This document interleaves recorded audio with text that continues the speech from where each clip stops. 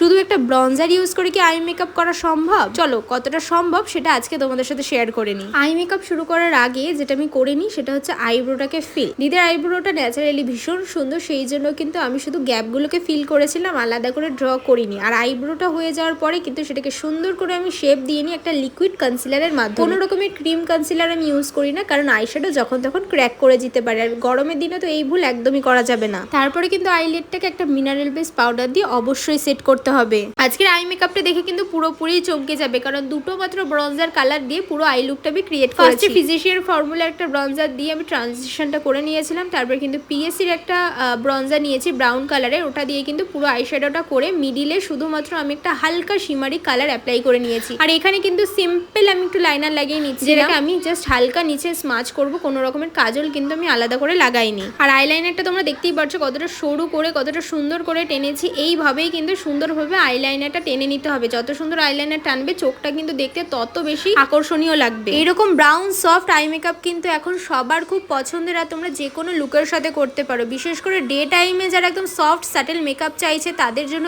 এই আই মেকআপটা তো একদমই অ্যাপ্রোপ্রিয়েট। আর আজকের আমার মিষ্টি ক্লায়েন্টের অকেশন কিন্তু দিনের টাইমেই ছিল, আর সে আমাকে বলেই দিয়েছিল একদম সফট একটা লুক। সেই জন্য কিন্তু এই লুকটা আমি তার উপরে ক্রিয়েট করে দিয়েছি। দেখো চোখটার সাথে ঠোঁটটা কত সুন্দর কম্বাইন্ড লাগছে। আর লুকটা আজকে তোমাদের কেমন লাগছে অবশ্যই জানাবে।